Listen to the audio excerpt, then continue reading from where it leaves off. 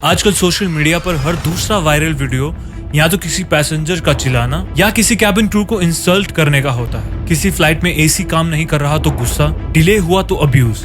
लेकिन क्या आप जानते हैं इन सब के पीछे असली रीजन क्या होता है? आज हम डिटेल में डिस्कस करेंगे एयर ट्रैवल के बिहाइंड द सीन्स के फैक्ट्स, पैसेंजर्स के रेज का सच और क्यों कैबिन क्रू और पायलट्स डिजर्व करते हैं हमारी रिस्पेक्ट ना कि हेट। टॉपिक्स होने वाले हैं why delays, AC issues happen in aircraft, what cabin crew pilots actually do behind the scenes, real recent cases of passengers misbehavior, aviation facts people don't know, solution, how to behave on board and why respect is essential. So मेरा नाम है Moses Martin और मैं आपके लिए ये नया topic लेकर आया हूँ क्योंकि कुछ समय से हम ऐसी चीजें बहुत ज्यादा देख रहे हैं सोशल मीडिया पर कि कैबिन क्रू और पायलट्स को कितना डिसरिस्पेक्ट किया जाता है और एयरक्राफ्ट में क्या क्या नहीं हो रहा है। ये आखिर सडनली क्यों शुरू हुआ? क्योंकि इन कुछ महीनों के पहले भी तो लोग ट्रैवल करते थे, लेकिन आज तक ऐसी वीडियोस नहीं आई, ना ही ऐसा डिसरिस्पेक्ट, ना ही ऐसा अब्यूसिव बिहेवियर सामने आया। आज हमारे साथ एक स्पेशल गेस्ट भी जुड़ने वाले हैं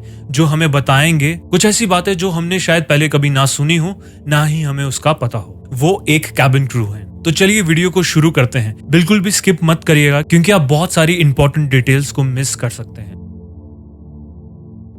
Recent viral cases. Air India incident 2024. Passengers got angry during taxi because AC अच्छा नहीं चल रहा and misbehaved with crew. Cabin crew stayed calm. Flight was delayed due to security concern. Indigo flight. Passengers abused pilot 2023. Pilot announced delay due to bad weather. Passengers barged into cockpit area yelling. हम पागल हैं क्या? SpiceJet. Passengers threw food 2023. Delay in food service due to turbulence. Passengers threw tray, injured a crew member. But in reality, ये सिर्फ inconvenience नहीं, ये aviation law violation है। इसके लिए आपको जेल भी हो सकती है। Truth behind the delays, the actual truth. आखिर क्यों होती है फ्लाइट्स डिले?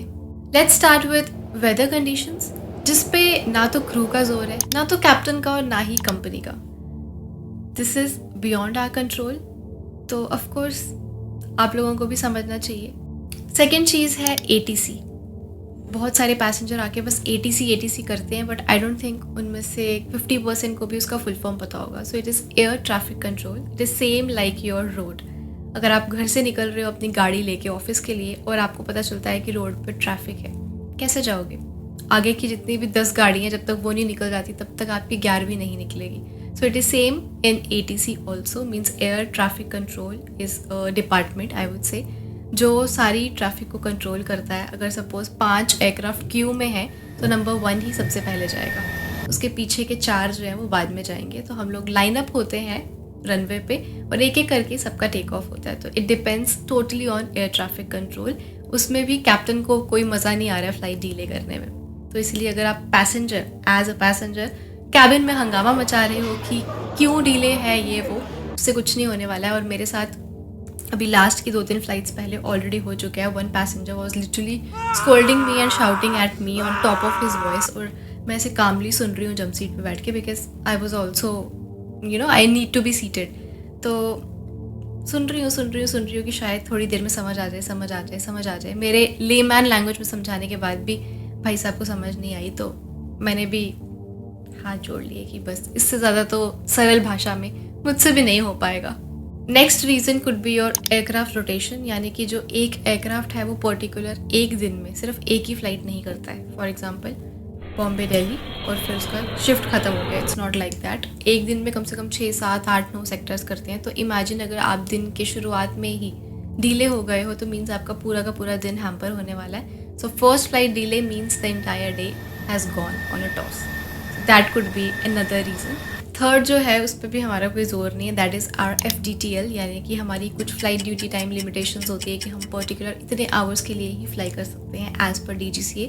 और अगर किसी भी कंडीशन की वजह से, किसी भी रीज़न की वजह से हमारा फ्लाइट डिले हुआ है और अगर हम उस फ्लाइट के लिए लीगल नहीं है, तो ना तो क्रू वो फ्लाइट पे ऑपरेट कर पाएगा, ना तो कैप्टन कर पाएगा। और रिसेंटली ये भी एक वीडियो वायरल हुई थी, अगर आपने सुना होगा, कि ग्राउंड स्टाफ बहुत पोलाइटली बताने की कोशिश कर रही है पैसेंजर्स को कि कैप्टन फटीग हो गया है, और वो बोलते हैं क्या फट गया है, अगर आपने सुना होगा वो चीज़, इट वॉज़ वेरी फनी। जो एविएशन वाले हैं वो समझते हैं, तो आप लोग भी थोड़ा सा जांच पड़ताल कीजिए गूगल पे, बहुत ईजिली आप भी समझ जाओगे। नेक्स्ट रीज़न हो सकता है आपका टेक्निकल ग्लिच, टेक्निकल स्नैग जिसको बोलते हैं। और ऑफ कोर्स अगर सपोज आपके एयरक्राफ्ट में एक पर्टिकुलर पार्ट ख़राब है, चाहे छोटी सी चीज़ ख़राब है चाहे बहुत बड़ी चीज़ ख़राब है, which means cross, that aircraft will not go, that aircraft will not take off. चाहे आप कितनी भी इंपॉर्टेंट मीटिंग में जा रहे हो, कितने भी इंपॉर्टेंट काम के लिए जा रहे हो, आपके लिए होगा कि हाँ ठीक है ले चलते हैं, बट ऊपर हवा में कोई उसको फिक्स करने के लिए नहीं है, इसलिए बहुत सारे चेक्स होते हैं और उसके बाद ही एयरक्राफ्ट को रिलीज सर्टिफिकेट दिया जाता है, जिसको ARC बोलते हैं, और उसके बाद ही एयरक्राफ्ट जो है वो उड़ता है आपकी सेफ और सेफ्टी के लिए।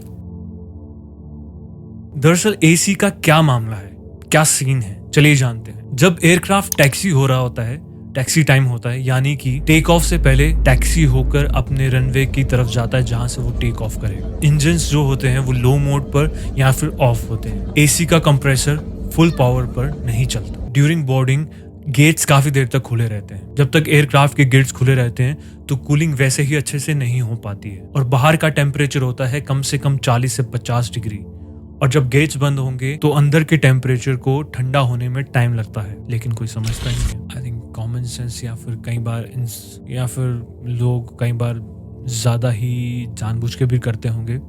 मुझे भी सफोकेशन का बहुत प्रॉब्लम है, पर लेकिन जब आप शांत मन और नम्रता से बैठकर सिचुएशन को समझते हो तो अपने आप मन और आपका दिल और आपकी सांस एक सुर में मिलते हैं और आप एकदम आराम से उस सिचुएशन को हैंडल कर पाते हो। APU, auxiliary power unit limitations, और कई बार क्या होता है वो एयरक्राफ्ट के साथ अटैच होते हैं, तो उसी वजह से अलाउ नहीं होता है इतनी ज्यादा कूलिंग के लिए। इट हैज लिमिटेशंस, और ये इसलिए होता है ड्यू टू फ्यूल यूज और नॉइस। एयरक्राफ्ट प्रॉपरली कूलिंग तब स्टार्ट करता है जब इंजन्स प्रॉपरली स्टार्ट हो जाते हैं। पायलट्स का क्या पॉइंट है, टैक्सी करते वक्त AC 100% इसलिए नहीं चलता क्योंकि एयर फ्लो कम होता है। फुल कूलिंग तभी होती है जब इंजन्स स्टेबल हो।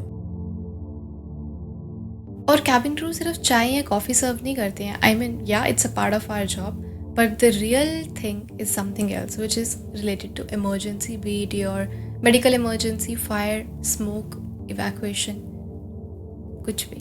और हम लोग ट्रेंड होते हैं इस चीज़ के लिए, और ये भी नहीं है कि बस एक दिन की ट्रेनिंग दे दी है और पूरी लाइफ उसी ट्रेनिंग के सहारे आपको जीना है। जी नहीं, every year we have to go and give our exams. उसके लिए भी क्वालिफाई करना पड़ता है आपको कुछ एक परसेंटेज, उसके नीचे मीन्स योर फ्लंग और you can't fly any more. फिर दोबारा से अपना लाइसेंस को रीन्यू करो, उसके लिए भी आपको 1-2 चांसेस मिलते हैं, otherwise out.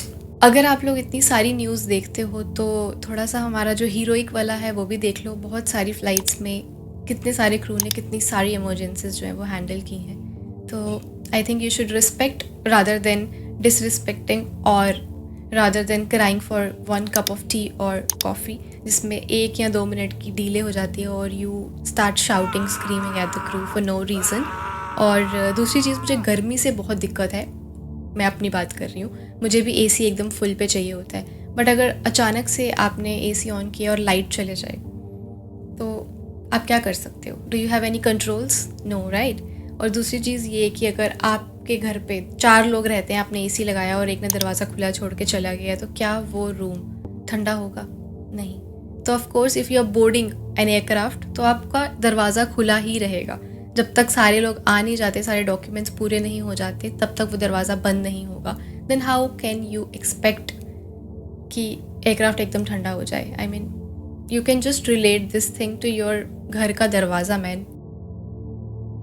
What you cannot argue with pilot or cabin crew mid-air. Film crew without permission in any situation touch cockpit door or damaging any part of the aircraft. Physically or verbally abuse crew. Under Indian Aircraft Rules 1937, disruptive passengers can be jailed for up to 2 years and banned from flying. आपको no fly list में डाल दिया जा सकता है। Vistara, air India, Indigo ने 2023 में काफी सारे पैसेंजर्स को बैन किया था ड्यू टू मिसबिहेवियर। बहुत सारे विजुअल्स आपने मोजेस के ऑलरेडी देख लिए हैं, इसलिए मैं इसको ज़्यादा ड्रैग नहीं करूँगी, but would like to suggest some things few things, क्योंकि ज़्यादा मैं यहाँ पे किसी को ज्ञान बांटने तो नहीं आई हूँ, बट या you can always educate the others, और एक चेन बनी रहती है कि एक दूसरे को सिखाएगा, दूसरा तीसरे को, और this is how you can just learn new things, right? So I would say there should be 3 things which you need to carry along with you whenever you are traveling. First is your power bank, second is your charger, third is your water bottle, because you never know कि कितनी देर flight delay हो रही है. अगर आपके पास charger है आप charge कर सकते हो, पावर बैंक है उससे भी कर सकते हो, पानी नहीं मिल रहा तो पानी भी पी सकते हो, क्योंकि एयरपोर्ट पे बहुत महंगा मिलता है ना. तो ये तीनों चीज़ें अपने साथ बेसिक लेके चल सकते हो.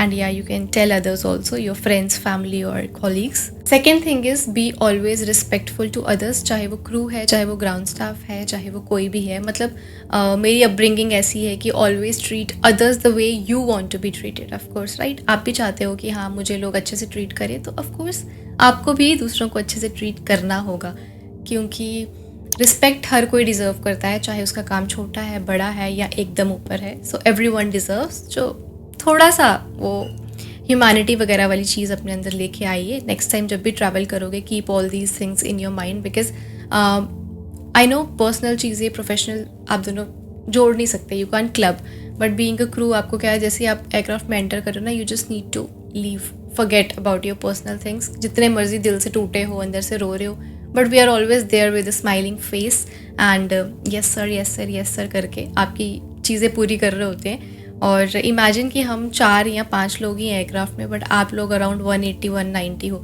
बट स्टिल हमें याद रहता है कि हाँ वहाँ पे 15 डेल्टा पे जो बैठा है उसने गर्म पानी मांगा है, लेकिन 20 एको पे जो बैठा है उसको एकदम चिल्ड आइस वाला पानी चाहिए. So imagine we are also human. तो थोड़ा सा एम्पथी, थोड़ा सा ज़्यादा तो मैं एक्सपेक्ट नहीं करूँगी, बट थोड़ा. And fourth thing is educate others, जो मैं ऑलरेडी डिस्कस कर चुकी हूँ. सो जितने लोगों के साथ आप ये वीडियो शेयर कर सकते हो उतना कीजिए, ताकि वो भी कल जब फ्लाइट पे आएँ तो उनका भी दिल थोड़ा नम्र हो, वो भी थोड़े नरम दिल से बात करें और क्रू को भी उनसे मिलके अच्छा लगे.